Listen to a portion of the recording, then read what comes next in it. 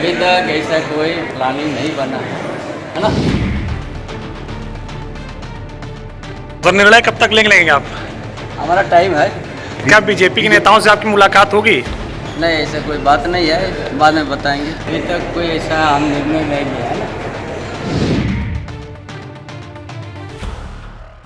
नमस्कार, कशिश न्यूज का digital platform देख रहे हैं आप और आपके साथ मैं हूं शिखा सरोज सिंह। और इस वक्त एक बड़ी खबर सामने आ रही है जहां झारखंड के पूर्व सीएम चंपाई सोरेन के फैसले पर जिस तरीके से पूरे देश की नजर टिकी हुई है और सियासत में भूचाल आया हुआ है झारखंड के, इस बीच एक बड़ी जानकारी आ रही है कि वो 2 दिनों के लिए दिल्ली दौरे पर रवाना हुए हैं। लेकिन ये भी अपडेट सामने आ रहा है कि किसी भी नेता से, बीजेपी के किसी नेता से उनकी मुलाकात अभी तक नहीं हुई है। तो वो आखिर इस दौरे में क्या फैसला ले सकते हैं और क्या कुछ आगे प्लान उनके रहने वाले हैं, क्या उनके डिसीजन रहने वाले हैं, इन सबको विस्तार से जानकारी इसको लेकर देने के लिए हमारे सीनियर आशुतोष जी हमारे साथ जुड़ गए हैं। सर, क्या आगे की उनकी रणनीति हो सकती है? चूंकि भाजपा नेताओं से अभी तक उनकी कोई मुलाकात नहीं हुई, क्या कुछ आउटपुट्स मिल पा रहे हैं? देखिए, चंपाई प्रकरण का क्लाइमेक्स शुरू हो गया है। अब कभी भी वो डिसीजन ले सकते हैं। इससे पहले थोड़ा सा बैकग्राउंड पे हम जाते हैं। इससे पहले 1 हफ्ते पहले वो दिल्ली गए थे और जिस रास्ते से पिछली बार दिल्ली गए थे उसी रास्ते से इस बार भी गए हैं। यानी कि बहरागोड़ा के रास्ते कोलकाता गए हैं, कोलकाता से फिर उन्होंने फ़्लाइट पकड़ी और दिल्ली गए हैं। अब से थोड़ी देर पहले सुबह रवाना हुए थे, अब से थोड़ी देर पहले दिल्ली पहुंच गए हैं। बड़ी बात यह है कि पिछली बार जब उनसे पूछा गया था दिल्ली गए थे, तब वो बार बार कह रहे थे कि हम अपने निजी काम से आए हैं और बेटी से मिलने आए हैं, चश्मा बनवाने आए हैं, तरह तरह की बात कर रहे थे। लेकिन इस बार वो सीधा एयरपोर्ट से उतर करके होटल ताज पैलेस में जाते हैं, सबसे बड़ी बात। दूसरी बात कि वो जब बीजेपी वहाँ पर पहुँचने के बाद बीजेपी से रिलेटेड जब सवाल पूछा जाता है उनसे, तो इस बार जिस तरीके से पिछली बार वो खंडन करते रहे कि न किसी से मुलाकात हुई है, न किसी से मुलाकात करने आए हैं, हम अपनी बेटी के पास आए हैं, मिलने आए हैं, और बेटी के पास ही रहे भी थे, ठहरे भी थे। इस बार वो खंडन नहीं कर रहे हैं। इस बार वो बोल रहे हैं कि हम 1-2 दिन में बताएंगे। कब तक बताएंगे? तो बस थोड़ा इंतज़ार कीजिए, हम बता देंगे। कनेक्ट करने वाली बात यह है कि क्या वहाँ पर जो चर्चा चल रही है कि बीजेपी नेताओं से मुलाकात संभव है क्या बीजेपी में शामिल होंगे, या जो नया संगठन बनाने की बात कर रहे हैं वो संगठन बनाएंगे और वहाँ जाके ऐलान करेंगे। तो इन सब चीज़ों के पीछे तो थोड़ा सा हम कनेक्ट करना चाह रहे हैं कि देखिए, शिवराज सिंह चौहान जो कि झारखंड बीजेपी के चुनाव प्रभारी हैं, वो फिलहाल दिल्ली में हैं। हेमंत बिश्व शर्मा जो आक्रोश रैली में जो एफआईआर दर्ज हुई थी उसको लेकर कल पीसी करने आए थे, झारखंड में ही यानी रांची में ही थे, वो भी रवाना हो गए हैं दिल्ली। यानी कि झारखंड के 2 दिग्गज जिन्हें दिल्ली से भेजा गया है झारखंड विधानसभा चुनाव में बीजेपी को मजबूत करने के लिए, बीजेपी की सरकार बनाने के लिए, और इसके लिए वो तमाम जोड़ तोड़ गुना भाग रणनीति अपना भी रहे हैं, लगातार वो चल भी रहा है। वो दोनों नेता दिल्ली, विश्व शर्मा, हेमंत बिश्व शर्मा पहुंचने वाले हैं, शिवराज सिंह चौहान वहीं पे हैं और अमित शाह भी वहीं पे हैं।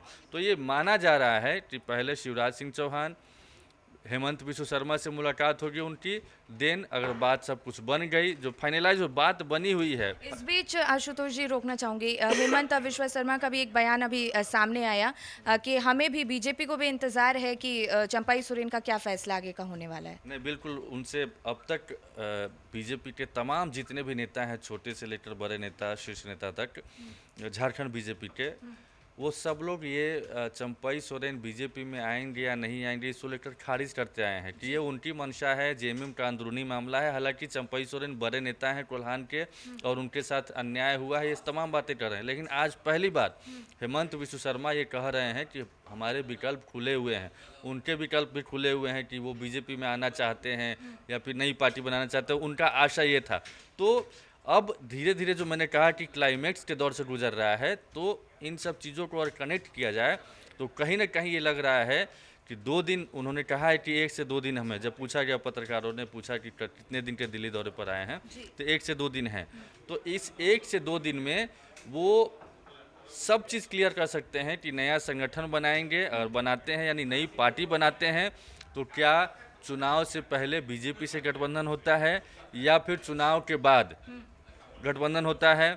उसके अलावा अगर वो बीजेपी में शामिल होते हैं तो बहुत सारी शर्तें होती है, बहुत सारी डील होती है, बातचीत होती है, जो कि एक नया जो संगठन में जुड़ने जा रहा है एक नया आदमी, वो चाहता है कि हमें क्या श्योरिटी मिली हुई है, चूँकि उसके भी समर्थक होते हैं। चंपई सोरेन के भी जिस तरीके से आपने देखा होगा पिछले एक हफ्ते में लगातार वो अपने कोल्हान क्षेत्र का जो 14 विधानसभा सीट है उसी कोल्हान टाइगर के रूप में जाने जाते हैं और वहाँ पर उनका ज़बरदस्त प्रभाव है। तो वहाँ तमाम नेताओं से समर्थकों से मिल रहे हैं। तो जाहिर तौर पर, और जेएमएम ऐसा कहता भी रहा है, जेएमएम के नेता कहते भी रहे हैं दबी जुबान से कि वो भ्रम की स्थिति फैला रहे हैं। जेएमएम में देखिए, जेएमएम से अलग रास्ता उन्होंने अख्तियार कर लिया है, लेकिन फिलहाल पार्टी में बने हुए हैं। हेमंत सोरेन के खिलाफ जो सीएम हैं उनके खिलाफ बातें बोल रहे हैं पोस्ट के जरिए, लेकिन मंत्रिमंडल में भी शामिल हैं। तो ये एक दूसरे से विरोधाभास है।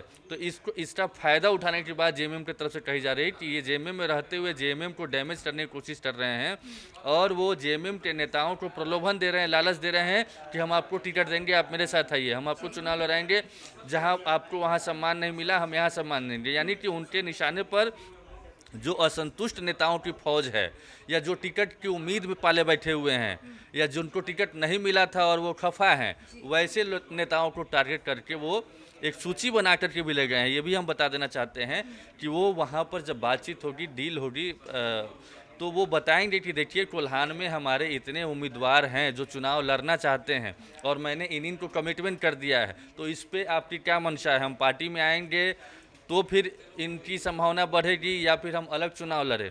ये तमाम मुद्दों पर बातचीत होगी और ऑलमोस्ट 75% के आसपास बातचीत बन चुकी है, बातचीत हो चुकी है। तो अब जो 25% के आसपास जो बात बची हुई है वो फाइनलाइज करना है और मुझे लगता है कि आज देर शाम तक या रात तक, नहीं तो कल तक क्लियरिटी आ जाएगी। हालांकि देखिए, पार्टी अगर उनको बनाना है, और पिछली बार भी हम लोग चर्चा कर चुके थे कि पिछली बार भी बीजेपी के नेताओं से वो लाख खंडन करे, मुलाकात हुई थी, बातचीत हुई थी, और यही वजह है कि बीजेपी ने उनको वहाँ से यहाँ पर भेजा था एक मिशन के लिए। गुप्त मिशन के बारे में हम लोग खबर भी चला चुके हैं और वो मिशन यही था कि पहले आप अपने लोगों के बीच में जाइए, उनकी नब्ज टटोलिए, उनका मन मिजाज जानिए कि क्या चाहते हैं वो लोग। क्या बीजेपी में आने से ज़्यादा जेएमएम को डैमेज हो सकता है या बीजेपी को फ़ायदा हो सकता है या आपको फ़ायदा हो सकता है या अलग पार्टी बनाने से। तो ये तमाम कैलकुलेशन करके तमाम लोगों के बीच में जा कर के ये सब कुछ टटोल चुके हैं और कंक्लूजन पे निकल चुके हैं कि अब उनको क्या करना है। तो अब जो करना है उसका बस अनाउंसमेंट भर बाकी है, ऐलान भर बाकी है, घोषणा भर बाकी है। और 1 से 2 दिनों की बात कह रहे हैं। हेमंत बिस्व शर्मा भी पहुंचने वाले हैं, थोड़ी देर में पहुंच भी जाएंगे या पहुंच भी गए होंगे। शिवराज सिंह चौहान वहां मौजूद हैं और अमित शाह भी वहां पर मौजूद हैं। तो अंतिम जो इन लोगों से जो बातचीत हो जाएगी वो अंतिम हो सकता है कि वो अमित शाह के पास जाए और फाइनलाइज उसी टेबल से हो और देन वो आकर के कोई घोषणा करे, अनाउंसमेंट करे।